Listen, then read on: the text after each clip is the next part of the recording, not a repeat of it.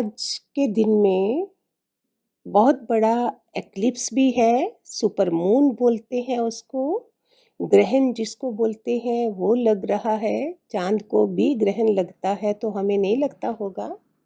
और बहुत बड़ी लॉर्ड गौतम बुद्धा, उनका बुद्ध पूर्णिमा है। लॉर्ड बुद्ध का जन्म हुआ था।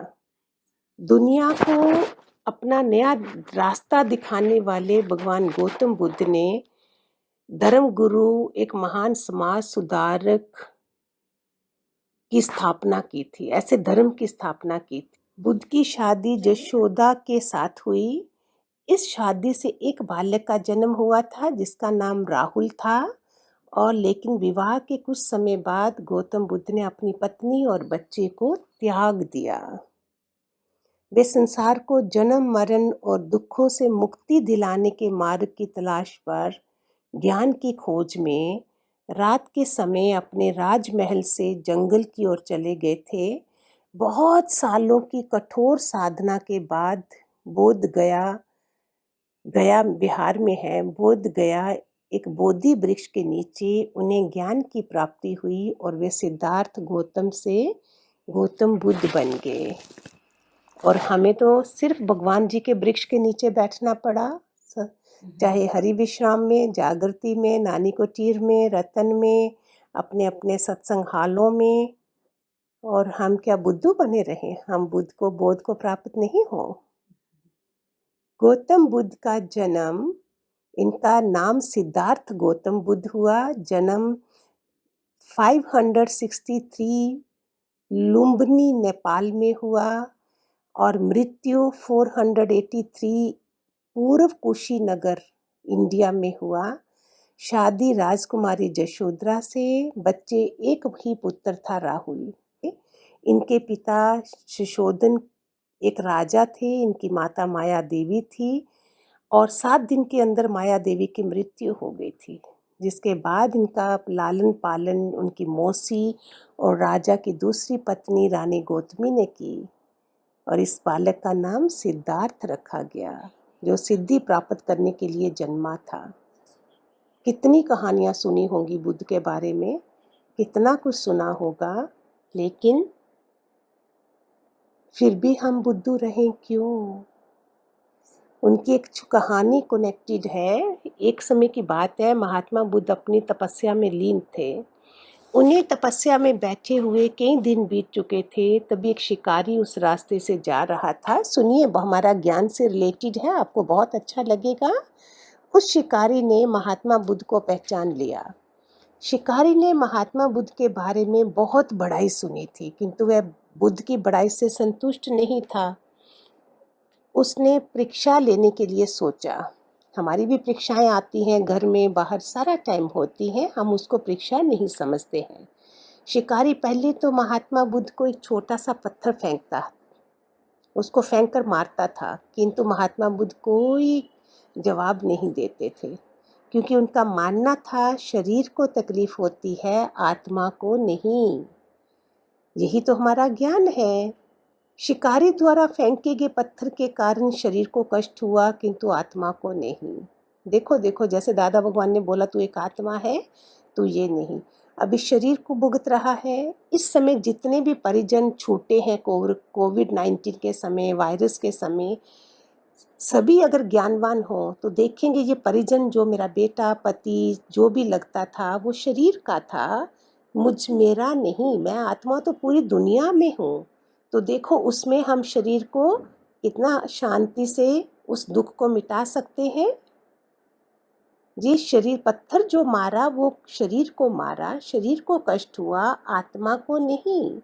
शिकारी कुछ समय सोचता रहा, महात्मा बुद्ध कुछ नहीं रिटर्न में कर रहे थे, किंतु महात्मा बुद्ध अपनी तपस्या में लीन थे। उन्होंने कुछ जवाब नहीं दिया। शिकारी ने पत्थर फेंका, वह पत्थर महात्मा बुद्ध की आंखों के ऊपर लगा, उस जगह से खून बहने लगा। महात्मा बुद्ध को आभास हुआ उनके शरीर से रक्त बह रही है, किंतु वह फिर भी अपनी तपस्या से नहीं उठे। शिकारी ने महात्मा बुद्ध के पास जाकर पूछा, जब को मैंने आपको पत्थर मारा, आपने कोई जवाब नहीं दिया। महात्मा बुद्ध ने बड़ी सरलता के साथ कहा, क्योंकि इससे मेरे शरीर को कष्ट हुआ, मेरे मन मस्तिष्क को नहीं हुआ। समझना, आपको भी ये जवाब मिल जाएगा और हमारा ज्ञान ताजा हो जाएगा। शिकारी अचंभित रह गया। उसने पूछा, फिर आपकी आंखों में आंसू क्यों बह रहे हैं? इस पर महात्मा बुद्ध ने कहा, तुम्हारे द्वारा किए गए अनुचित कार्य के परिणाम के बारे में मेरा मस्तिष्क, मेरी आत्मा विचार कर रो रही है। Beautiful it is. तुमने इतना बड़ा पाप किया है, तुम्हें कैसी सजा मिलेगी?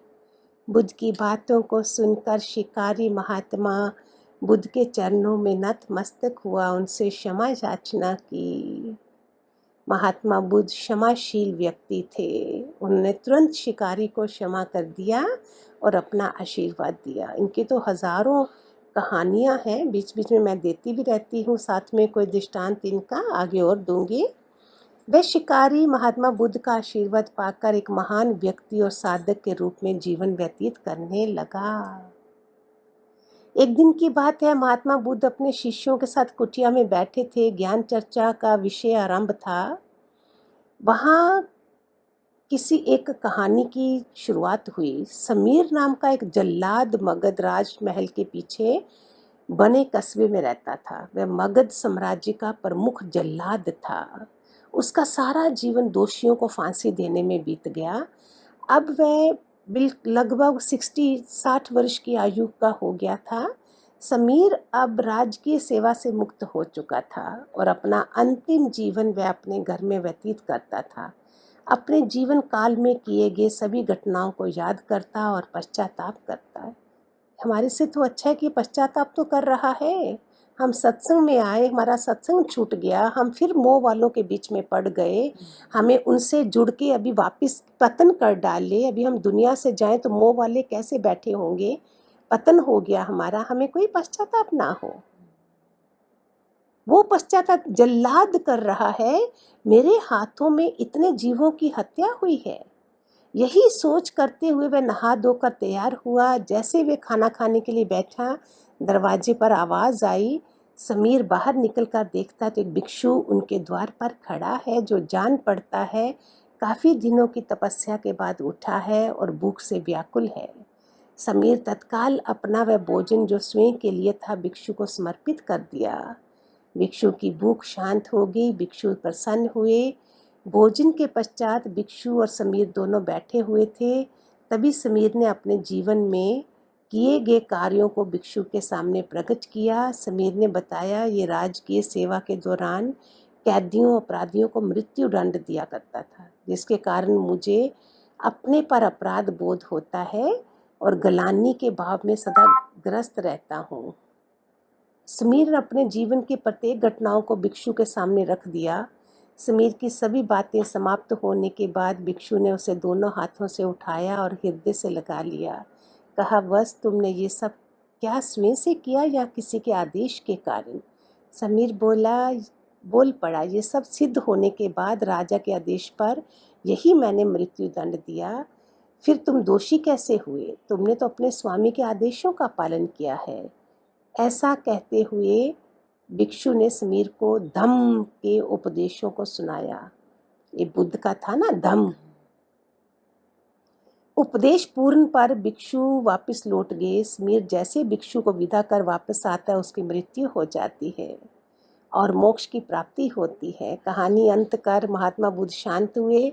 महात्मा बुद्ध के शिष्य इस पूरी घटना को ध्यानपूर्वक सुन रहे थे। उन्होंने महात्मा बुद्ध से पूछा, जिसने जीवन भर अनेकों हत्याएं की थी, वे मोक्ष कैसे प्राप्त कर सकता है? बहुत अच्छा क्वेश्चन है, हमारा भी उठता है। एक जल्लाद का ये क्वेश्चन है। ये महात्मा बुद्ध मुस्कुराए, अपने शिष्यों को समझाया, जिसने जीवन में पहली बार ज्ञान की प्राप्ति की हो, अंत समय जिसका निकट हो और ज्ञान के शब्द उसके कानों में पड़े हो, वह मोक्ष की प्राप्ति कर लेता है। महात्मा बुद्ध ने बताया, हजारों हजार शब्दों के उपदेश व्यर्थ हैं जब तक व्यक्ति का मन शांत ना हो। मन शांत होने पर एक शब्द से भी ज्ञान प्राप्त हो सकता है। ज्ञान से ही मोक्ष की प्राप्ति होती है। हम कितना ही जप तप हवन को सब कर लें, लेकिन गुरु नहीं है, ज्ञान नहीं है, तो कुछ भी नहीं है, गति ही नहीं है, गुरु बिन गति ही नहीं है। Hariom, Hariom, God bless.